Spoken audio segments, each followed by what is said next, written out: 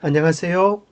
매일 아침 말씀 묵상에 오신 여러분을 진심으로 환영합니다. 오늘은 10월 13일 화요일. 너희가 형통하리라. 너는 마음을 다하고 뜻을 다하고 힘을 다하여 내 하나님 여호와를 사랑하라. 신명기 6장 5절의 말씀. 오늘의 말씀 여호수아 1장 7절 8절. 오직 강하고 극히 담대하여 나의 종 모세가 내게 명령한 그 율법을 다 지켜 행하고 우로나 좌로나 치우치지 말라. 그리하면 어디로 가든지 형통하리니 이 율법책을 내 입에서 떠나지 말게 하며 주야로 그것을 묵상하여 그 안에 기록된 대로 다 지켜 행하라. 그리하면 내 길이 평탄하게 될 것이라. 내가 형통하리라. 본문의 말씀을 기초로 다음 세 가지 주제에 대해서 생각해 보겠습니다. 여기에 나오는 형통의 원리는 오늘날 우리에게 어떻게 적용되는가? 하나님의 율법에 순종하는 삶은 어떤 의미가 있는가? 그대가 갈망하는 성공은 어떤 것인가? 오늘 본문에서는 형통의 네 가지 원리가 나옵니다. 첫째는 오직 강하고 극히 담대하여 나의 종 모세가 내게 명령한 그 율법을 다 지켜 행하고 우로나 좌로나 치우치지 말라. 첫 번째는 좌파 우파로 치우치지 않고 오직 중심을 잡아서 나가는 것이 형통의 길이라고 이야기합니다. 극단이란 무엇입니까? 틀린 것을 이야기하는 것이 아니라 사소한 것을 중심에 놓는 것이 극단입니다. 정말 중요한 것, 그것을 중심에 두는 것. 신앙의 가장 중요한 중심 주제는 예수 그리스도입니다. 예수 그리스도를 중심에 두고 우리는 좌로나 우로나 치우치지 말아야 되겠습니다. 그리하면 어디로 가든지 형통하리니 이 율법책을 내 입에서 떠나지 말게 하며, 두 번째는 하나님의 말씀을 우리 입에서 떠나지 않게 하는 것입니다. 어떻게 하면 그게 가능할까요? 하나님 말씀을 끊임없이 암송하는 것입니다. 내 입에서 끊임없이 이야기하는 것입니다. 작은 목소리로 없는 것입니다. 그렇게 하면 3절에 주야로 그것을 묵상하게 되어지고 그 결과로 말씀의 능력과 힘에 의하여 지켜 행하여지는 축복을 얻게 될 것입니다. 그래서 말씀이 우리의 삶이 되고 우리 일상이 될 때 우리가 하는 길들이 평탄하게 되고 형통하게 될 것입니다. 이것이 성경에서 말하는 진정한 형통의 원리입니다. 그런데 오늘날의 문제는 이것입니다. 교과 42페이지에 이렇게 이야기합니다. 형통이 순종의 부산물이라는 개념은 오늘날 성공을 가늠하는 방법과는 달라 보인다. 오늘날 대부분의 사람은 성공의 지표가 혁신, 창의성, 그리고 독립성이라고 생각한다. 특정 산업 분야에서 성공한다는 것은 비이상한 재능과 위험 부담을 요구한다. 그래서 우리나라에서는 뭐니 해도 머니가 많아야, 또 백이 든든해야 성공한다고 생각합니다. 개인의 노력도 한계가 있어서 그 계층을 뛰어넘기란 대단히 어려운 것이라고 생각합니다.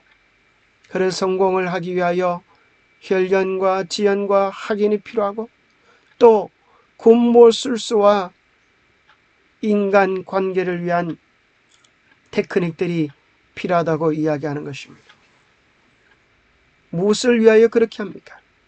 그것은 궁극적으로 세상에서의 성공을 위하여 그렇게 하는 것입니다. 그러나 하나님 편에서는 그렇지 않습니다. 이 세상을 전부라고 생각하면 우리는 어떻게 해서든 이 세상에서 잘 먹고 잘 살고 성공하는 길을 택해야 할 것입니다. 그러나 우리에게는 이 세상의 전부가 아니라 우리에게는 영원이라고 하는 세월이 우리를 기다리고 있는 것입니다. 우리의 삶의 주인은 이 세상의 어둠의 권세가 아니라 우리의 삶의 주인은 평화의 왕이신 예수 그리스도이기 때문에 우리는 세상과 다른 가치관을 가지고 살아야 합니다. 고대 이스라엘이 하나님의 율법에 순종함으로 번영했던 것처럼 오늘날 우리에게도 그 원리는 다르지 않습니다. 따라서 기독교 교육의 일환으로서 우리는 하나님의 율법을 지킬 필요가 있습니다.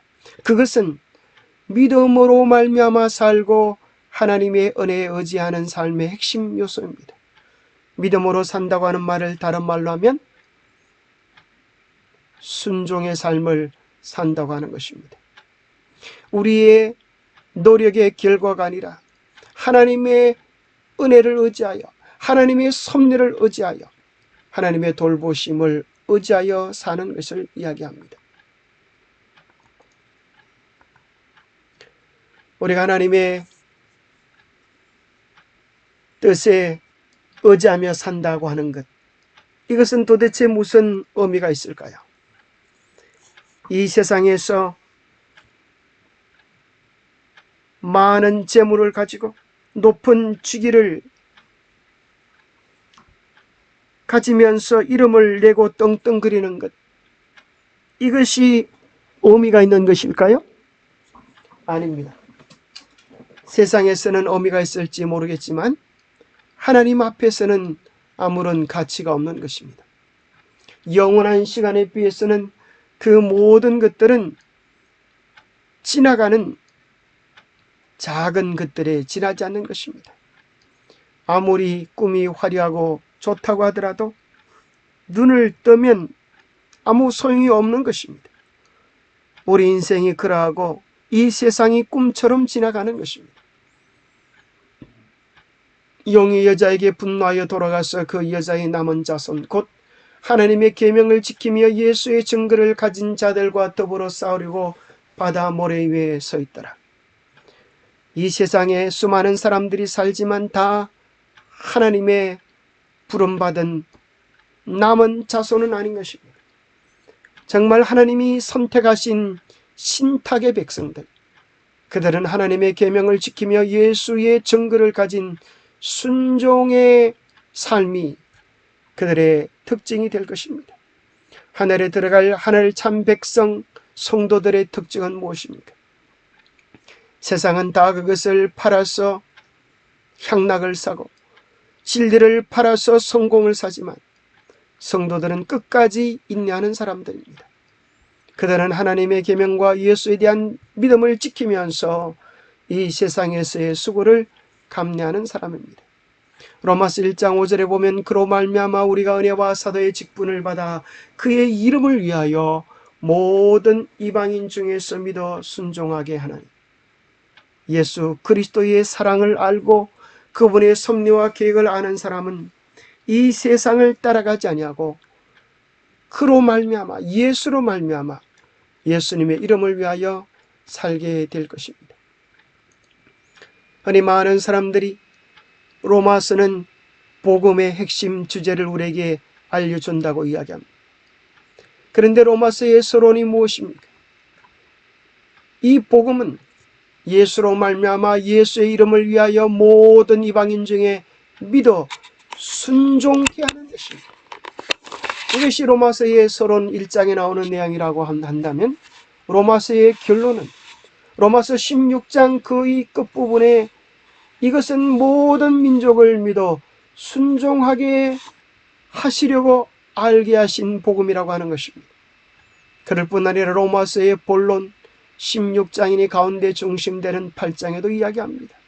너희가 예수님을 믿고 예수님을 의지한다고 하지만 육신대로 살면 반드시 죽을 것이요 영으로서 몸행실을 죽이면 살리니 무릇 하나님의 영으로 인도함을 받는 사람은 곧 하나님의 아들이라. 복음 핵심은 예수 그리스도의 사랑을 알고 경험하는 자들은 결코 불순종할 수가 없고 순종의 삶을 사랑의 반응으로 드릴 수밖에 없음을 이야기해 주고 있습니다. 성경의 결론은 무엇입니까?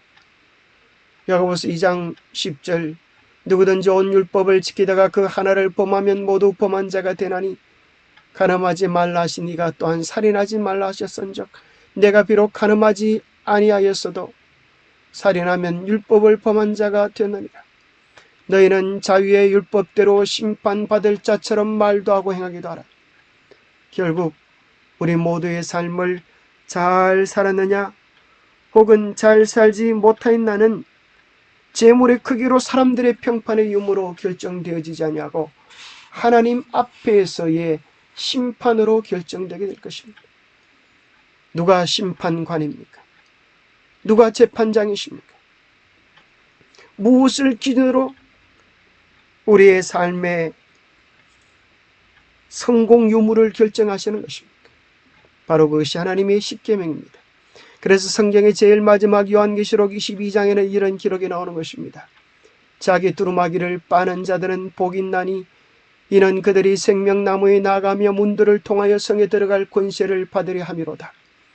개들과 점술가와 음행하는 자들과 살인자들과 우상숭배자들과 및 거짓말을 좋아하며 지어내는 자는 다 성 밖에 있느니라.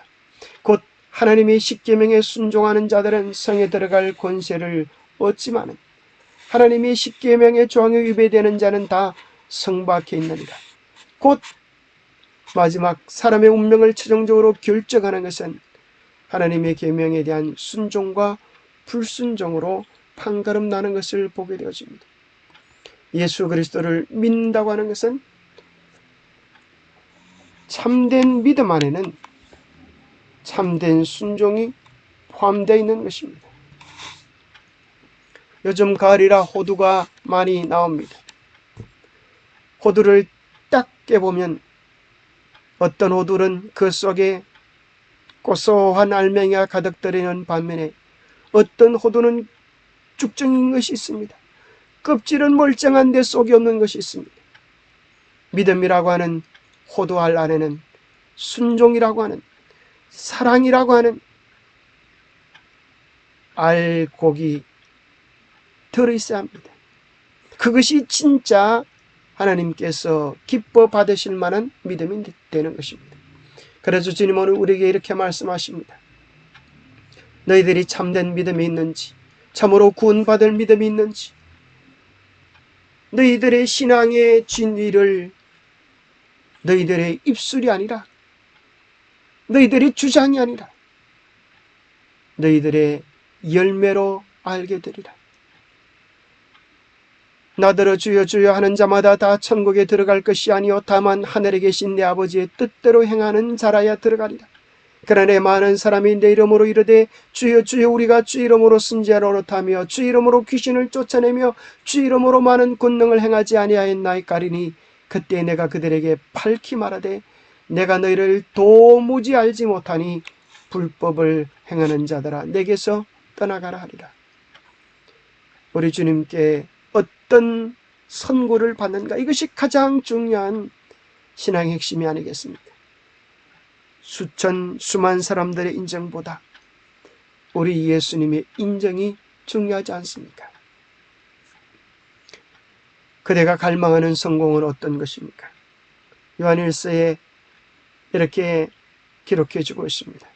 세상에 있는 것 곧 육체의 쾌락과 눈의 쾌락을 쫓는 것이나 재산을 가지고 자랑하는 것은 아버지께로부터 나온 것이 아니고 세상에서 나온 것입니다.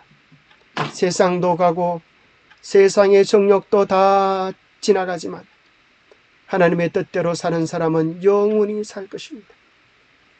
결국 세상에 있는 것이 무엇입니까? 그것은 육체의 쾌락과 눈의 쾌락, 재산을 가지고 자랑하는 것이라고 하는 것입니다. 세상도 그 정욕도 다 지나가지만 하나님의 뜻대로 사는 사람은 영원히 살게 될 것입니다. 여러분, 세상에서의 쾌락을 추구하십니까? 아니면 하나님께서 원하시는 말씀에 대한 순종을 선택하시겠습니까? 성경에 보면 본질적인 축복과 덤으로 주는 축복이 있습니다. 성경에서 말하는 본질적인 축복은 무엇입니까? 욥기 12장에 너는 돈에 대한 욕심을 버리고 내 금을 던져버리라. 그리하면 바로 전능하신 그가 너에게 금이 되고 귀한 은이 되실 것이다. 모든 풍성함과 하나님의 비밀인 그리스도를 깨닫게 하려 함이니 그 안에는 지혜와 지식의 모든 보화가 감추어져 있느니라. 본질적인 복은 바로 예수 그리스도인 것입니다. 예수 그리스도를 소유할 때 덤으로 얻는 예수 그리스도로 인하여 오는 수많은 형통함들이 있는데, 신명기 28장에 보면 그것은 들어가도 복을 받고 나가도 복을 받고 앉아도 복을 받고 일어서도 복을 받는다고 하는 우리의 산업의 형통을 이야기합니다. 마찬가지로 본질적인 죄와 그에 따르는 덤의 저주가 있습니다. 본질적인 죄는 무엇입니까? 그것은 본질적인 저주는 무엇입니까? 그것은 하나님의 말씀에 순종하지 않은 것입니다. 그것이 본질입니다. 그렇게 하면 덤으로 주어지는 이 저주들, 하나님의 율법을 어겼을 때 오는 저주들, 이 모든 저주가 너에게 임하여 너에게 이를 것이니 내가 성읍에서도 저주를 받고 들에서도 저주를 받고 내 광주리와 떡반죽 그릇이 저주를 받을 것이요 내 몸의 소생과 내 토지의 소산과 내 소와 양의 새끼가 저주를 받을 것이라. 들어와도 나가도 저주를 받으리라고 이야기합니다. 그런데 문제는 오늘날 세상이 뒤바뀌어진 것입니다. 하나님의 계명에 신실한 자들이 어려움을 당하고 군무 술수와 속임수를 쓰는 자들이 형통하고 잘 되는 것처럼 보이는 세상에 살아가고 있습니다. 왜 하나님의 말씀이 통하지 않을까요? 이 세상의 주관자가 어둠의 권세이기 때문에 그렇습니다. 사단의 미혹을 통하여 우리는 뒤바뀌어진 세상에 살고 있기 때문에 그렇습니다. 시편 73편에는 나는 그 확신을 잃고 넘어질 뻔했구나. 그 믿음을 버리고 미끄러질 뻔했구나. 그것은 내가 그만한 자를 시심하고 악인들이 누리는 평안을 부려워했기 때문이다. 그들은 죽을 때에도 고통이 없으며 몸은 멀쩡하고 윤기까지 흐른다. 사람들은 흔히들 당하는 그런 고통이 그들에게는 없으며 사람들은 오래 당하는 재앙도 그들에게는 아예 가까이 가지 않는구나. 여러분, 악한 자가 잘 되는 것을 보고 이 확신을 잃고 넘어지지 않게 되기를 바랍니다. 믿음에서 미끄러지 않게 되기를 바랍니다. 아직 심판의 때가 오지 않았기 때문에 그렇습니다. 말라기 3장 내용을 공동 번역해 보면 이렇게 말씀해 주고 있습니다. 너희가 정말로 하는 소리는 하나님을 섬겨보아야 쓸데없는 일이다. 그의 분부를 지켜보았지만 무슨 소용이 있더냐. 만군의 여호와 앞에서 베옷을 입고 울어보았지만 무슨 소용이 있더냐. 결국 살고 싶은 대로 살아야 살 길이 트이는 세상인걸. 지 살고 싶은 대로 해야 재미있는 세상인걸. 못된 짓을 해야 성공하는 세상인걸. 하나님을 시험하고도 멀쩡하게 살아있지 않은가. 오늘날 세상에 그런 소리가 가득하지 않습니까? 하나님의 계명을 신실히 지킨다고 하지만 세상에서 성공을 하지 못하고 내게 더 많은 어려움들이 있지 않습니까? 그렇게 말하는 소리를 여러분 해보신 적이 있으십니까? 나를 공경하는 자들이 이런 말을 주고받게 되었다. 하나님을 믿는 자들이 이런 말을 주고받는 것입니다. 이 여호와는 그것을 똑똑히 들었다. 이런 가운데에서도 나를 공경하고 내 이름을 소중히 여기는 사람들을 나는 기념책에 적어두고 있지 않으리라. 이런 가운데서도 무엇이 본질적인 복인지, 무엇이 부수적인 복인지, 무엇이 사단의 미혹인지를 바르게 깨닫고 참된 복의 근원 되시는 예수 그리스도를 자랑하고 그 사랑을 누리며 즐거워하는 일을 주님께서 기억해 주시겠다고 이야기하는 것입니다. 여러분, 당신이 갈망하는 성공은 무엇입니까? 영감의 교훈에는 이렇게 이야기해 주고 있습니다. 순종과 번영의 전제 조건. 그들이 하나님의 율법을 순종하면 그분께서는 그들을 세상 나라들 앞에서 놀라운 번영의 대상으로 삼으실 것이다. 그들이 순종하기만 하면 그들은 다른 민족들을 고통스럽게 한 질병에서 보호를 받고 지적 능력의 축복을 받을 것이다. 하나님의 영광, 그분의 위엄과 능력이 그들의 모든 번영을 통하여 드러날 것이다. 이것이 하나님의 약속입니다. 결국에는 드러나게 될 것입니다. 천국을 통하여 드러나고 재림을 통하여 드러나고 심판을 통하여 결국 죄의 값은 사망이고 순종의 복은 형통임을 온 우주가 깨닫게 될 것입니다. 하나님 아버지, 본질적인 복이 진짜 복이 무엇인지 알게 해주셔서 감사합니다. 주님만이 참된 복이요 주님을 사랑하며 순종하는 것만이 참된 기쁨임을 잊지 않게 하여 주시옵소서. 세상의 권력과 향락과 자랑으로 유혹하는 마귀의 미혹에 넘어가지 않도록 연약한 우리를 지켜 주시옵소서. 이 세상과 그 영광이 화려하지만 잠시 후에 사라질 것임을 깨닫게 하여 주시고, 주님의 말씀과 그 말씀대로 순종하는 사람은 영원한 나라에 들어갈 것을 믿고 오직 주님을 따르는 자가, 주님을 사랑하는 자가 되게 하여 주시옵소서. 우리의 마음이 일편단심 주님을 향하게 축복하여 주시옵기를 우리 주 예수 그리스도 이름 어찌하여 간절히 간구하옵나이다. 여러분, 오늘도 주님과 함께 동행하며 주님 기쁘시게 하는 삶을 사시게 되기를 간절히 바랍니다. 그것이 복입니다. 감사합니다. 오늘도 주 안에서 행복한 날 되세요.